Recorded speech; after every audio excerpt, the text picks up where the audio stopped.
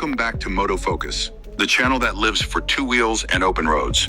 Today we're spending serious time with what might just be the most complete, most underrated motorcycle on sale in 2026, the Honda NT1100 DCT. Honda took an already brilliant platform, listened to every tiny criticism the press and owners ever muttered, and delivered a mid-cycle refresh so thorough that it feels like a brand new model. This isn't a revolution, it's surgical evolution, and the result is one of the finest all-round motorcycles money can buy.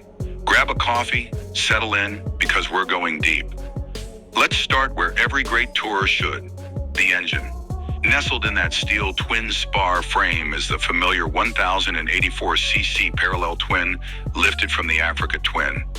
But for 2026, it's been massaged in every meaningful way while keeping the character that made it a cult favorite. Power remains a perfectly adequate 101 GP at 7,500 revolutions per minute, but peak torque now climbs to 112 nanometers, arriving 250 revolutions per minute earlier at 5,500 revolutions per minute. That might look like a small change on paper, but out on the road it translates to stronger roll-on acceleration from 80 to 140 kilometers per h in top gear, exactly where you live when you're crossing countries. Throttle connection is now ride-by-wire with a 32-bit ECU that's noticeably snappier than the old cable setup, yet it still delivers that velvet-smooth fueling Honda twins are famous for. Riding modes have been completely overhauled. You now get 4 factory presets: Tour, Urban, Rain, and Gravel, plus 2 blank canvas user modes. Each mode adjusts power delivery, engine braking, traction control, now 3 levels plus off, wheelie control, and rear ABS intervention independently. Tour mode is pure bliss on motorways. Soft initial throttle, gentle engine braking, and just enough intervention to keep things drama-free when the heavens open. Switch to Urban and the throttle sharpens, engine braking increases slightly, and the DCT holds lower gears in traffic, so you're always ready to squirt through gaps. Rain mode is ultra-conservative, and Gravel loosens everything just enough for light fire road adventures without ever feeling sketchy. But the crown jewel remains Honda's 6th generation dual-clutch transmission, and for 2026 it's received its most significant upgrade since launch. The hydraulic control unit is new, lighter by 1.4 kilograms, and physically smaller, which allowed Honda to reposition the battery and shave another kilo off the total package. Shifting is now almost telepathic. The system reads cornering angle, lean, deceleration rate, and even your throttle habits over the last few minutes to pre-select the perfect gear. On mountain passes, it bangs down 2, sometimes 3 gears on entry, exactly when your brain says now, then holds the revs perfectly for the exit. On long motorway runs, it slips into 6 so seamlessly, you'll glance down wondering if the engine is still running. The killer new feature? Temporary manual override in full automatic D mode.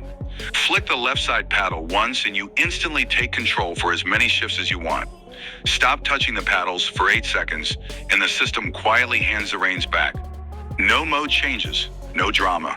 It's the best of both worlds. Lazy auto for traffic and cruising, instant manual when the road gets interesting.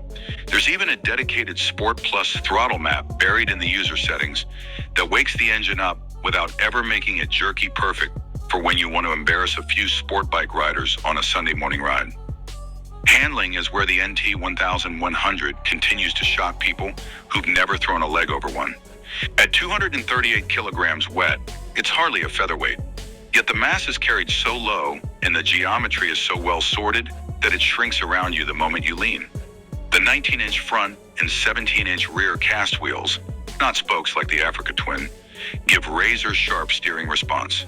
And the 1,505 wheelbase provides rock-solid stability at 200 kilometers per h. Showa suspension is plush yet controlled. The 43 cartridge forks and rear monoshock now feature tool-free hydraulic preload adjusters front and rear, meaning you can dial in 2-up plus luggage settings in literally 10 seconds at the petrol station. Spring rates are on the softer side for comfort, but rebound and compression damping are perfectly matched so the bike never wallows, even when fully loaded. Brakes are outstanding. Radial 4-piston calipers, 310 discs, sintered pads, and now standard cornering ABS on every single model. Threshold braking mid-corner on wet mountain roads feels completely natural. The system intervenes so progressively, you barely notice it's there until the moment you thank it for saving your bacon. Ergonomics are nothing short of genius.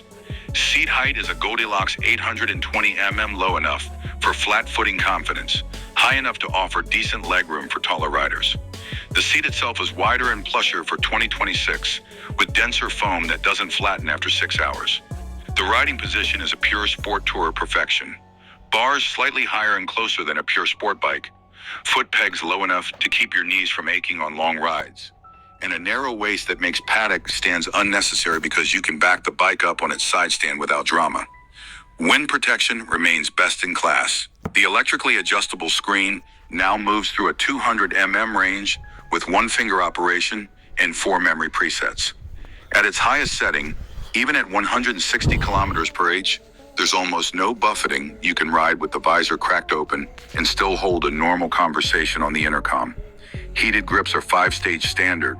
The cruise control works down to 30 kilometers per h, and the new 7-inch TFT dash is bright enough for direct Spanish sun.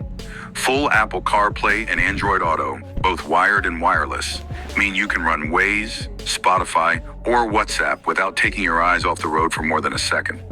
Honda finally added a proper USB-C charging port under the seat too, plus a 12V socket in the fairing pocket. Practicality, laughable levels. The underseat storage swallows a full-face helmet with room for gloves and a disc lock. Optional panniers are color-matched, fully waterproof, and the quick-release mechanism is slicker than BMW's system. Add the 50-liter top box and you're looking at 126 liters of lockable, weatherproof luggage, enough for 2 people to disappear for a month. The center stand is now standard on the touring pack, and the whole bike is designed to make long-distance life easy. Adjustable levers, self-canceling indicators, hazard lights that activate automatically under hard braking, even a hill hold function for the DCT so you never roll backwards on steep inclines. On the move, the NT1100 DCT is addictive. Fire it up and the parallel twin settles into that soothing 90-degree thrum. Pull away in D mode and it's like the bike is reading your mind, smooth, silent, effortless. Tip it into a corner and the low center of gravity makes it pivot like something 40 kilograms lighter. The DCT upshifts are glass smooth under acceleration, and if you back off mid-corner, it holds the gear rather than confusing you with an early upshift. Fuel economy sits between 5.0 and 5.2 at 100 km, depending on how enthusiastically you ride, which means 400 and 420 kilometers real-world range from the 20.1-liter tank. Fill-ups are genuinely rare events. Pricing is where Honda drops the mic. The base NT1100 DCT starts at £13,299 in the UK. £14,599 gets you the full touring pack with panniers, top box, fog lights, comfort seat, quick shifter, and center stand. That's thousands less than a comparable BMW R1250 RS, Yamaha Tracer 9 GT Plus, or Kawasaki Versys 1000 SELT, and you're getting a more sophisticated transmission, better wind protection, and Honda's legendary reliability thrown in. So, final verdict from Moto Focus. The 2026 Honda NT1100 DCT is the ultimate one bike to rule them all machine. It's not the fastest, it's not the most stylish, it's not pretending to be an adventure bike. It's simply the most complete, most refined, most effortless way to cover huge distances with a grin on your face.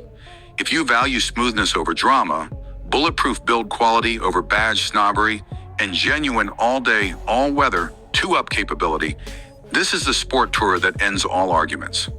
Thanks for joining us on Moto Focus for this monster deep dive. If you've ridden the NT1100, thinking of buying one, or still believe BMW invented touring, drop your thoughts in the comments. We read every single one. Smash that like button if Honda finally nailed it. Subscribe and hit the bell for more unfiltered reviews, and we'll see you on the next ride. Stay safe out there.